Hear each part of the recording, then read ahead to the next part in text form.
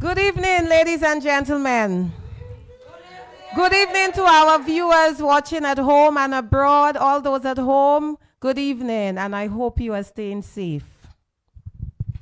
What an honor it is for me to be here this evening amongst a group of men and women who care about this country, who is fighting every single day for the betterment of St. Lucia. And I have a deep admiration and respect for our political leader, the Honorable Alan Chasney. In a space dominated by men, he opened the door for women like me to lead, not as decoration, but as decision makers. He believes in strength, vision, and fairness.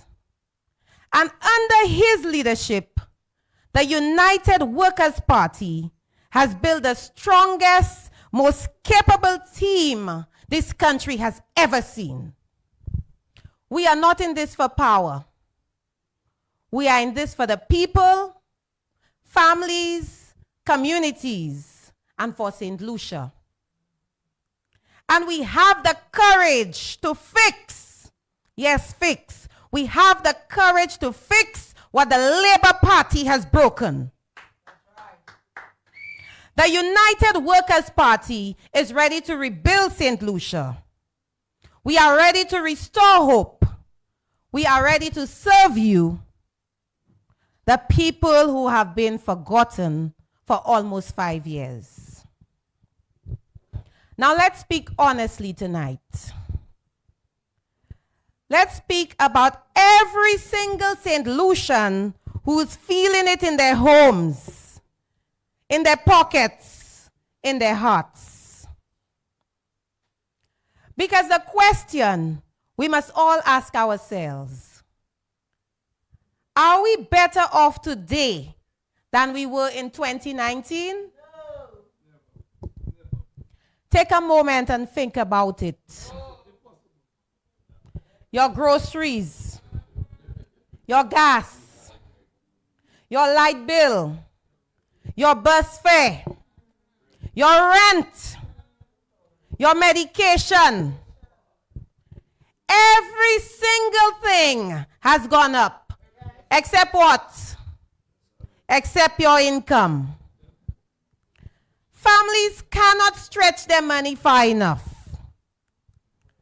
Persons who require medication, and listen to this, are having to think about whether to purchase the medication or to leave the medication behind and purchase food. That's the choice some persons have to make. Parents are having to choose between paying bills and having to buy school books for their children.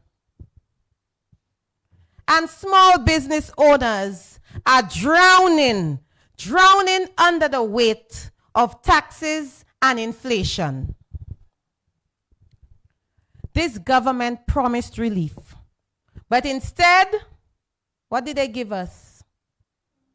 A 2.5% levy on everything. A tax on top of taxes. They promised prosperity, but all we got was pain. They boast about removing VAT on 70 food items. Now think about it. Only 70. But how many food items do we have? Thousands. So you know what that means? They are fooling us. That is less than 1%.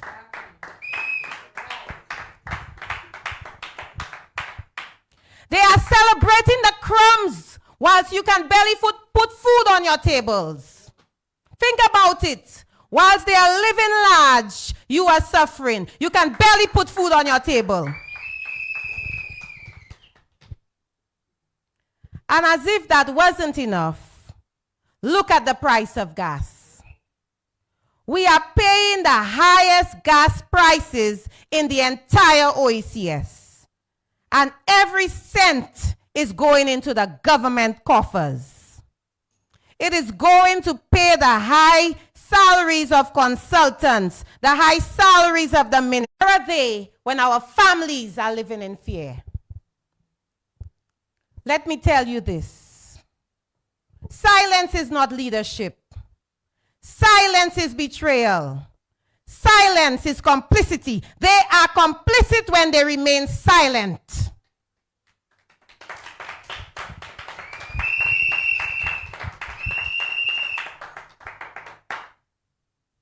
I know this pain personally. I have stood in the homes of grieving mothers, women like Ned's mother, who lost her child to senseless violence. That pain changes you. It makes you ask, where is the compassion? Where is the plan? We cannot bring back the lives lost, but we can build a safer tomorrow. A tomorrow where opportunity replaces desperation, where young men and women can dream again, not just survive. Our nation deserves better. Our young men deserve hope. Our mothers deserve peace of mind. This government has been in power for over 4 years, and all we have seen is rising crime, rising prices, and rising frustration. That is not leadership. That is failure.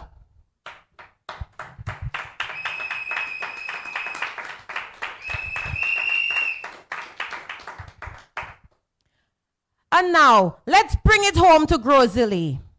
Our daily struggles, our daily pain. Because beyond crime, beyond high prices, we are fighting something even more basic. The right to water. Yes, the right to water. In a country where we have a lot of rain, we cannot get water in our taps. Vanessa from Asu Canal, she sends me messages every time there is no water in her tap. I feel her pain because I am in the same situation too. Day after day, taps are dry. Families wake up hoping for a little flow of water to bathe their children before they go to school. Businesses struggle to operate. Can you believe that in the north, we have businesses who manufacture water and they are operating inefficiently? Inefficiently, they cannot get water to produce water. So when that happens, what's going to happen? It's a domino effect, you know, because they're hiring workers. Now these same workers have to put food on their tables. So when the business cannot operate, what do you think will happen? They will lay off workers. Do we want that for our country? No. We want our citizens to be able to take care of themselves and their families. Our elderly are suffering. Our community is tired. How can one of the fastest growing constituencies in St. Lucia is still begging for water in 2025?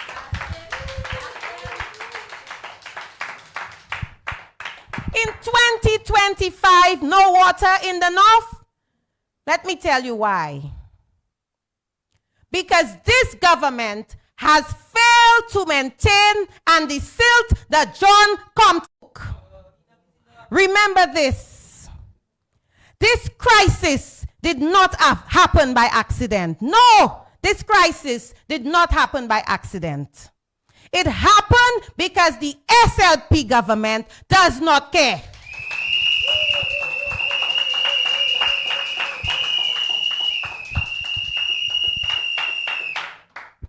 They don't care about the dam. They don't care about the bills. They don't care about your struggles. but I do, and the United Workers' Party does. When you elect us, we will act. We will remove the 2.5% levy immediately because you deserve relief, not political gimmicks.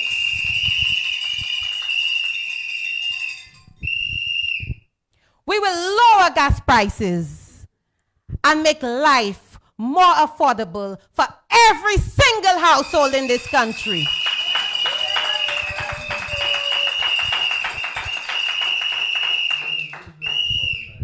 We will restore and silt the John Compton Dam because water must flow in every home in this country, every business, every school.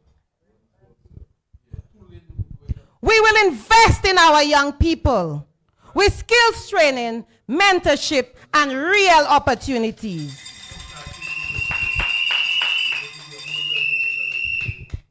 And we will tackle crime at its roots